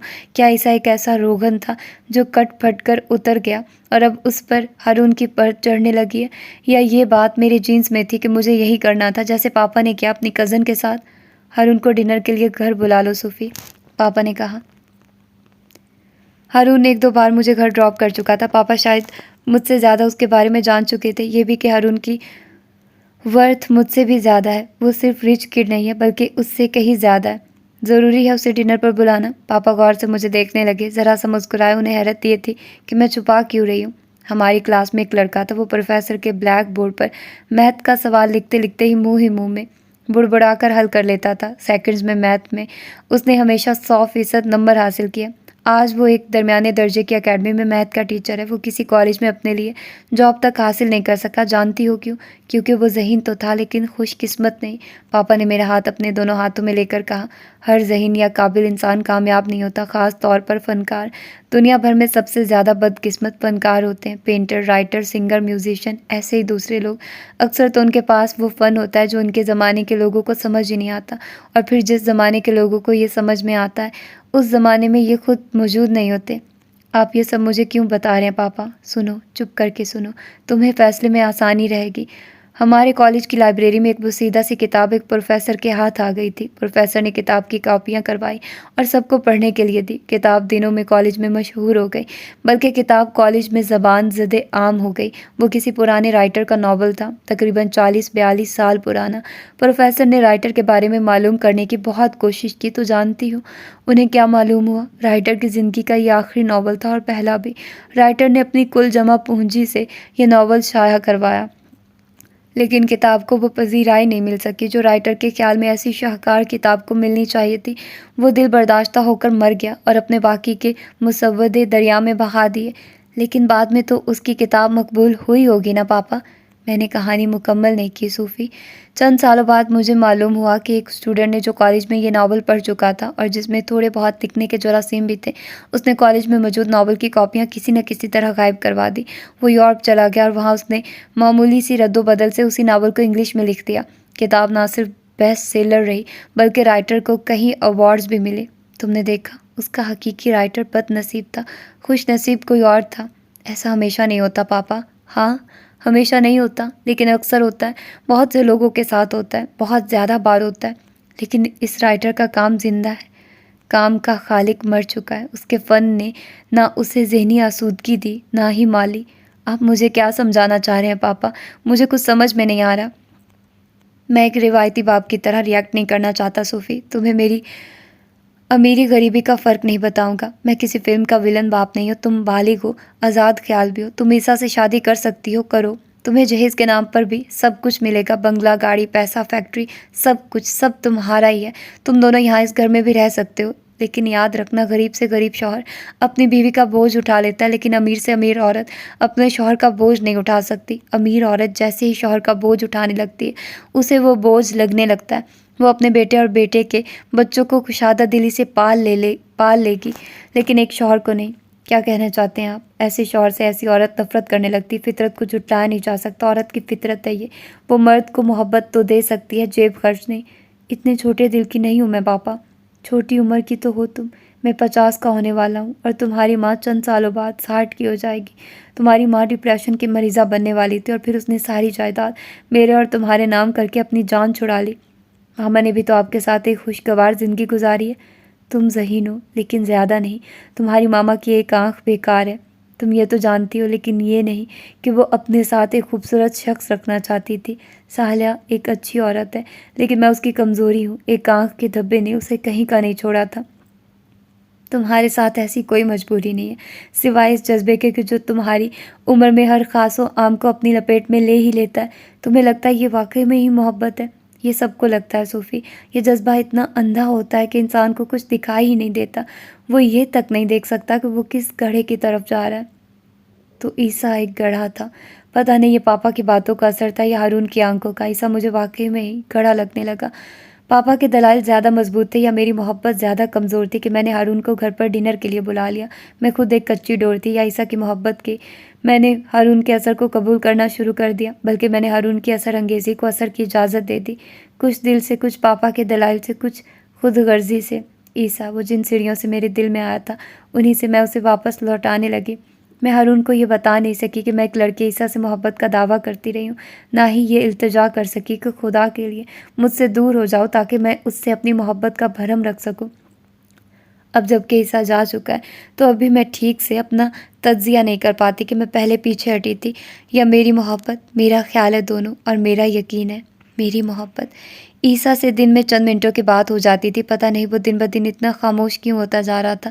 न जाने अब रातों को वो मेरे ख्वाबों में इतना ज़्यादा क्यों आने लगा था। मुझे ऐसा लगता जैसे वो मुझे और हारून को छुप कर देख रहा है, जैसे हमारी फिल्म देख रहा हो और खामोशी से अंजाम का इंतज़ार कर रहा, अपने या मेरे, मोहब्बत के या खुद गर्जी के, बेवफाई और रुसवाई के। मैंने इब्तदा क्या की, उसने इंतहा कर दी। रोज़ आने वाली फ़ोन कॉल्स दिनों और फिर हफ्तों में आने लगे। आखिरी बार जब मेरी उससे बात हुई तो उसने ये कहा था, जैसे जैसे वक्त गुजर रहा है ये लोग मेरी धुनों के दीवाने होते जा रहे हैं। हर अगली धुन उन्हें पिछली धुन से मुनफरिद लगती है। मैंने उन्हें एक सिंगल ट्रैक के लिए 3 धुनें बना कर दी हैं और उन्हें समझ नहीं आ रही कि किस धुन को निकाल दें और किसको रख लें। उन्हें तीनों ही बेहद पसंद आई हैं। तुम्हारा शुक्रिया सूफ़ी। मेरा शुक्रिया क्यों? तुम ही तो जिसकी वजह से ये धुनें बन रही हैं। फिल्म का थीम क्या है? आज से पहले मैंने कभी उससे थीम के बारे में नहीं पूछा था। ये बात बताते उसका अंदाज ही ऐसा था कि मैं ठिठक सी गई। मुझे शक हुआ कि उसके अंदर जो एक बूढ़ा सा बाबा छुप कर बैठा था, उसने उसे मेरी हकीकत के बारे में बता दिया। वो बाबा जो मेरे अंदर नकब लगाए बगैर मेरे दिल की चोरी पकड़ लेता है, वो हारून का राज पा गया है। मोहब्बत, एक लड़का मुझ जैसा, एक लड़की तुम जैसी, एक वो, और फिर वो कौन? और फिर क्या? उसने फ़ोन बंद कर दिया। मुझे अब ठीक ठीक याद नहीं कि उस दिन पहले क्या हुआ था, बल्कि मुझे तो कुछ भी ठीक ठीक याद नहीं। मैं अब वाक़यात को ईमानदारी से तरतीब नहीं दे पाती। सब कुछ गड़बड़ होकर मेरी नज़रों के सामने से गुज़रता चला जाता है। वाक़यात के झुरमुट में मैं ईसा को ढूंढने की कोशिश करती हूँ और वो मिल भी जाता है, लेकिन दूर, बहुत ही दूर होता हुआ। हारून ने मुझे घर से पिक किया था। वो आज खामोश कम और मदहोश ज़्यादा था। वो बार बार गर्दन को खम देकर मेरी तरफ देखता और उसका देखना कुछ ऐसा था कि मुझे लगता था कि मैं उसके कदमों में जा बैठूंगी, मैं गिर जाऊंगी और उसका हाथ थाम कर अपनी पेशानी पर रख दूंगी। किसी मर्द के लम्स की शिद्दत पहले कभी मेरे अंदर ऐसे नहीं जागी थी। कॉलेज की पार्किंग में हम कार में बैठे थे। ना वो कार से निकला था और ना ही मैं। उसने अपनी 2 उंगलियों को मेरी हाथ की पुष्ट पर रखा और उन्हें पियानो की तरह बजाया। उसकी आंखों का नशीलापन जो मेरी चाहत की शिद्दत में भड़क रहा था, उसकी आंच मुझ तक आई और मैंने उसकी उंगलियों को अपने हाथ की पुष्ट पर धड़कने दिया। कुछ वक्त ऐसे ही गुजर गया। हारून का लम्स मुझ पर नशे की तरह तारी होने लगा और फिर उसकी थोड़ी मेरी गर्दन से मस हुई। हाँ, यही वो लम्हा था जब छत पर बैठे ईसा के गिटार से निकलती धुन असल शक्ल में ढल गई। ठीक उसी वक्त एक तार टूटा, उसके दिल का तार। चौकीदार का कहना था कि वो सुबह ही आकर छत पर चढ़ गया था। हैरत है, अगर उसे यही करना था तो वो वापस ही क्यों आया? बेनिश, नूरे, सारा, न जाने किस किस का ये कहना था कि वो एक बेहद उदास धुन बजा रहा था। उसका गिटार रो रहा था। कुछ देर तक उसके दोस्त छत पर उससे बातचीत करते रहे थे। फिर वो छत पर अकेला रह गया। वो सिंगापुर से अचानक आया था, फिर भी उसका आना ऐसा था जैसे वो यहाँ से बहुत पहले ही जा चुका है। जैसे वो हाय कहने नहीं, बाय कहने आया हो। जिस वक्त मैं कॉलेज के अंदर आई, सारा जल्दी से मेरे पास आई। ईसा आ चुका है, तुम्हें फ़ोन कर रही थी, तुमने कॉल ही अटेंड नहीं की। सारा के अंदाज में इतना जोश था कि हारून ने मेरी तरफ हैरत से देखा। तुम्हारा बेस्ट फ्रेंड आ चुका है और उसने तुम्हें कोई खबर ही नहीं दी अपने आने की। सारा भी करीब खड़ी कुछ कह रही थी, लेकिन मैंने किसी की आवाज़ नहीं सुनी, क्योंकि मेरे कानों में उसकी धुन सरगोशी बनकर लफ्ज़ों में ढल रही थी। लफ्ज़ जिन्हें मैंने उसके जाने के बाद पढ़ा, लफ्ज़ जिनकी समझ सब खो चुकने के बाद आए। मैंने सर को ऊपर उठाया। मुझे छत पर बैठा ईसा नज़र आया, जिसे पहचानने में मुझे बहुत वक्त लगा। उसकी शक्ल भी वही थी और लंबे बाल भी, फिर भी वो अपनी शक्ल बदल कर आया था। उसने मेरी तरफ देखा, मेरी आंखों में, और जैसे उसके सारे शक वहम सही निकले। मेरी खुदगर्जी के, दगाबाजी की, बेवफाई के और उस लम्स के जो हारून ने मेरी गर्दन पर सब्त किया था। उसने मेरी हकीकत को पा लिया। न सवाल की गुंजाइश रही, न इल्ज़ाम की। गिटार उसके हाथ में था, वो उसे बजा नहीं रहा था, लेकिन लोगों का कहना है वो बजा रहा था उस धुन को जो उन्होंने पहले कभी नहीं सुनी थी। उस धुन ने इतना शोर बर्पा कर दिया था कि चौकीदार छत की तरफ भाग कर गया था ताकि उसे कान से पकड़कर नीचे लेकर आए। कुछ प्रोफेसर्स रुक कर उसे देखने लगे थे। उसके कुछ दोस्त छत की तरफ भागे।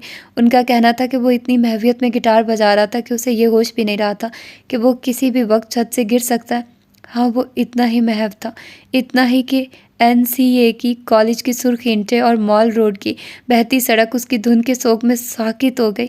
दरख्तों पर बसेरा करते परिंदे उसके अतराफ घुटनों घंटों की तरह टन टन बजने लगे कि शायद वो अपना इरादा बदल दे। लेकिन वो, मेरा सर उसकी तरफ उठा हुआ था, लेकिन उसकी नज़र दोबारा मेरी तरफ नहीं उठी। उसकी महवियत नहीं टूटी, इरादा नहीं बदला। ईसा, वो जब छत से नीचे आ और उसका सर ईंटों से टकराया, उसका वो गिटार जिसके सब तार सलामत थे कुछ दूर जा गिरा। वो तब भी उतना महव था कि उसने अपनी मौत का इस्तकबाल न फनकार बनकर किया, न लाजवाल भोकर, ना बेमिसाल बनकर। ईसा, मैं इतने ज़ोर से चिल्लाई कि जो जहाँ था वो वहीं खड़ा रह गया।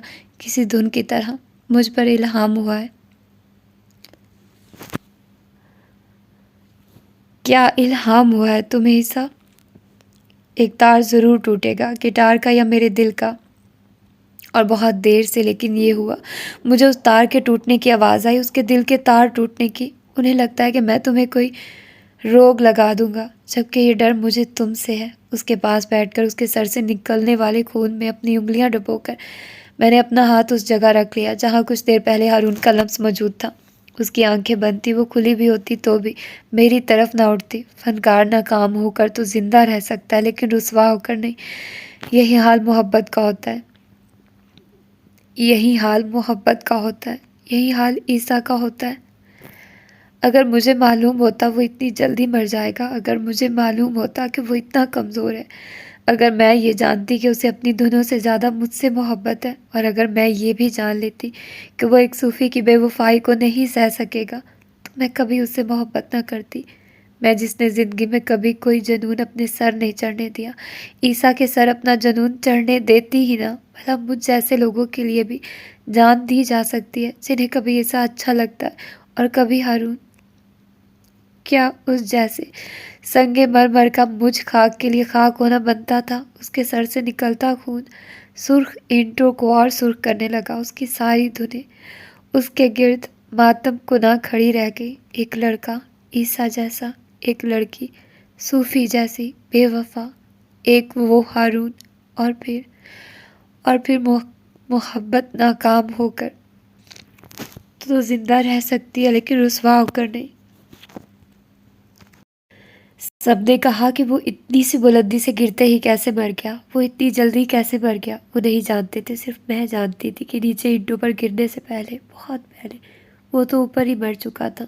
नीचे गिरने से कहीं पहले वो गिर चुका था। उसकी ज़िंदगी तमाम हो गई, तो मैंने अपनी बेवफाई को भी आम हो जाने दिया। जिस मोहब्बत का खिराज उसने जान देकर चुकाया है, उस खिराज का खिराज अब मुझे तन्हा रहकर चुकाना है। यार, ऐसे राइटर नॉवेल्स क्यों लिखती है? मैं नहीं बता सकती मैं इस वक्त क्या फील कर रही हूँ। मुझे इतना ज़्यादा रोना आ रहा है, बहुत ज़्यादा रोना आ रहा है। ये अनएक्सपेक्टेड था, मैं इतना ज़्यादा नहीं कर रही थी। मुझे था कि शायद हैप्पी एंडिंग हो जाए, शायद हो जाए। और नॉवल इतना अच्छे से लिखा हुआ है, इतना अच्छे से लिखा हुआ था कि मेरा इंटरेस्ट ख़त्म ही नहीं हुआ। मतलब थ्रू आउट मैं आराम से पढ़ रही हूँ। मुझे बहुत दुख हो रहा है, मैं आप लोगों को बता नहीं सकती मुझे कितना ज़्यादा दुख हो रहा है। मेरा रोने का इतना ज़्यादा दिल कर रहा है।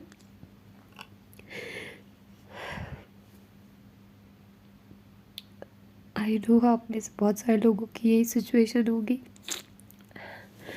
मुझे नहीं पता था ये ऐसा नॉवल है। मुझे पता होता ये दुखी नॉवल है, मैं कसम से इसको ना पढ़ती। क्या यार, इतना अच्छा लिखती है ये, इतना अच्छा लिखती है। एक एक जुमला इतना बिचोर, राइटिंग स्टाइल इतना ज़बरदस्त। निब्रा के बाद अगर कोई राइटर बहुत अच्छा लिखती है ना, वो सुमेरा है। सुमेरा बहुत ज़्यादा वर्सटाइल राइटर है, और इन्होंने हर टॉपिक पर लिखा है। फ़नी नावल देख ले इनके इनके मेरा ख्याल है कि अब इन्होंने रिसेंटली ये टॉपिक पकड़ा है मोहब्बत से रिलेटेड और नाकाम मोहब्बत से रिलेटेड। मेरा ख्याल है कि इनका एक और परदेश टाइप नावल है, पारस टाइप। मैंने उसकी 2 एपिसोड रिकॉर्ड किए, उसको भी मैंने छोड़ दिया है क्योंकि मैंने सुना है वो बहुत दुखी है और वो ट्रॉमा देने वाला नावल है। तो उसकी 2 एपिसोड रिकॉर्ड करने के बाद, या एक ही एपिसोड शायद मैंने रिकॉर्ड किया, तो मैंने उसको हाइड कर दिया कि मैं उसको कंटिन्यू नहीं रख सकी। तो यार, मैंने वो माला पढ़ा है नॉवल, अपने चैनल पर ही पढ़ा है। तो उसका मुझे तैयार थी, मैं मेंटली प्रिपेयर थी कि माला मर जाती है, ठीक है।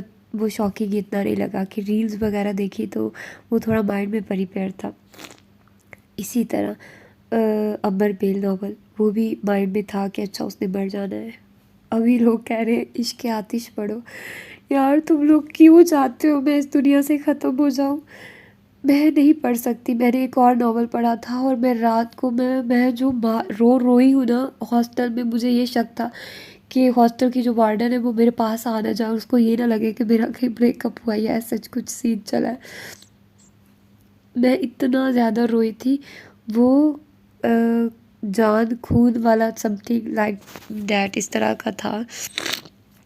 जान था या खून था या क्या था, तो वो वाला नॉवल यार, उस नॉवल ने मुझे मार डाला। इतना इतना दुखी नॉवल था। ओह, इतनी उस लड़की के साथ वो दुखी सारा सीन होता है, फिर जो उसके साथ शादी करना चाहता है और वो एंड पर मर जाता है, वो भी हुए यार। कितना जालमाना लिखते हो कुछ राइटर यार, मत लिखा करो, क्यों मारना चाहते हो हम कमज़ोर दिल लोगों को। मैं नहीं बता सकती यार, मैं नहीं बता सकती मैं कितना दुखी हो रही हूँ। कुछ ज़्यादा नहीं हो गया? खैर यार, नॉवल की अगर हम इसकी बात करें तो मुझे वो लड़की शुरू से थोड़ी वो लग रही थी। लड़की के साथ मेरा बॉन्ड नहीं बन सका, मैं उस लड़के के साथ मेरा बॉन्ड बना है और मैं उसके लिए बहुत ज़्यादा, मैं खुद भी हो रही थी कि उसको कुछ ना हो, लेकिन वो मर गया। और वो जिस तरह से बेवफाई उसके लिए, ओ माय गॉड यार। सारी ज़िंदगी वो अब कैसे गुजारेगी इस गिल्ट के साथ कि उसकी वजह से वो मर गया। और वो जालिमाना कितनी जालिम तरीके से बता भी रही है। लिखा तो खैर राइटर नहीं है यार। सुनहरा सुनहरा यार, तो मंदिर कमाल की है यार। इसका यारम नावल मेरा मोस्ट फेवरेट नावल है। कल का भी जो नावल था उसमें ज़्यादा इतना दुख नहीं हुआ। वो स्पिरिचुअल स्पिरिचुअल आई में पेट में से आवाज़ें आ रही है। स्पिरिचुअल थोड़ा सा था, तो वो इतना ज़्यादा फील नहीं हुआ, उसका दुख ही भी नहीं लगा क्योंकि वो मरता नहीं है ना, उसकी एक अलग से स्टोरी। लेकिन यार एक और नॉवल भी था, उसमें क्या होता है कि वो दोनों अलग हो जाते हैं। वो लड़की कहती है कि नहीं, मैं तुमसे शादी नहीं कर सकती। वो वाला भी आज तक मुझे नहीं बोला, ये सच है। और एक ऐसा था कि एक मियाँ बीवी होते हैं, बहुत लड़ते हैं, कुत्तों की तरह लड़ते रहते हैं, बहुत लड़ते एक दूसरे को वो करते हैं, बहुत ज़्यादा करते हैं। लेकिन वो क्या होता है कि वो आखिर में वो उसके लिए खाना तैयार करती है, वो सोचती है। अच्छा, वो लड़का उसके साथ होता है, वो सही होता है, लड़का उसको इतना मनाता है, वो नहीं करती। वो औरत बहुत सनकी किस्म की होती है, पागल औरत होती है। तो वो क्या होता है कि एट द एंड वो लड़की, एक दिन उसको एहसास होता है कि वो कितना गलत कर रही है अपने शौहर के साथ, उसको ऐसा नहीं करना चाहिए। वो तैयार होती है, उसके लिए खाना बनाती है। क्या होता है, उस लड़के का एक्सीडेंट हो जाता है और उसकी लाश आती है घर में। यार ये वाले नावल मुझे कभी नहीं भूलते, कभी नहीं भूलते। अमरवेल का तो फिर भी मुझे इतना दुख नहीं हुआ, मुझे मुझे दुख माला का भी नहीं हुआ, क्योंकि वो मैं इतना ज़्यादा नहीं था ना मेरा। ये अनएक्सपेक्टेड जो होते हैं ना नावल, ये मुझे ट्रॉमा, लाइफ टाइम ट्रॉमा दे जाते हैं। और मैं कहती हूँ कि मुझे सैड एंडिंग नॉवेल्स नहीं पढ़ने, क्योंकि मुझे ये नहीं भूलते, मुझे भूलते ही नहीं है। मैं जितना मर्जी कर लूँ, मुझे नहीं भूलते, माइंड में रहते ही हैं मेरे। तो खैर, अब इस पीडीएफ में और भी नावल है, तो वो भी हम पढ़ेंगे। मैं अब सुमेरा हमीद के सारे नावल्स पढ़ूँगी। सुमेरा हमीद यार वैसे मज़े के नावल है, मैं इस तरह के नावल्स और पढ़ना चाहती हूँ, लेकिन प्लीज़ हैप्पी एंडिंग दो बहन, मारेगी तू क्या हमें।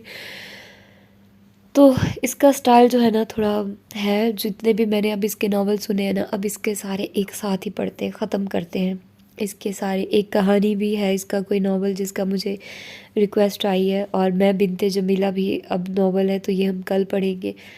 तो आगे जितने भी हम नावल आएंगे वो सुमेरा हमीद के ही आएंगे। तो प्लीज़ आप लोग अच्छा सा रिस्पॉन्स दें, और जैसे ही मैं अपलोड करूँ ना, आप लोगों को रोज़ाना 6:30 पर नावल मिल जाया करेगा, ठीक है। 6:30 पर अगर नहीं आया तो मतलब आज आप लोगों को नहीं मिलना, मतलब उस दिन मैं छुट्टी कर लूँगी। और इसके अलावा जो नावल रब से जुड़ने का सफ़र, वो आप लोगों को रोज़ाना 12 बजे मिला करेगा, ठीक है। इसके अलावा जो क्या कहते हैं, ये 12 बजे मिला करेगा, नहीं, रब से जुड़ने का सफ़र।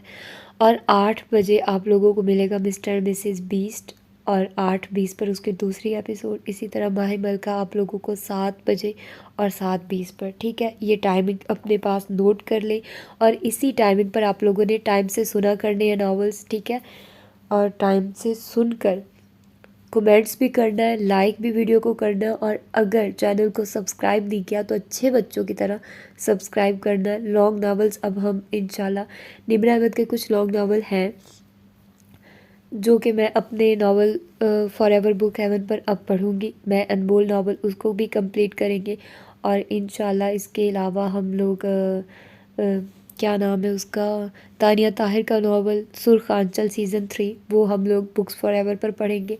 मिस्टर मिसेस बीस्ट भी वहाँ पर मैं पढ़ रही हूँ। तो मिलते हैं अब इसके अगले नावल में। अपना ढेर सारा ख्याल रखिएगा। अल्लाह हाफिज़।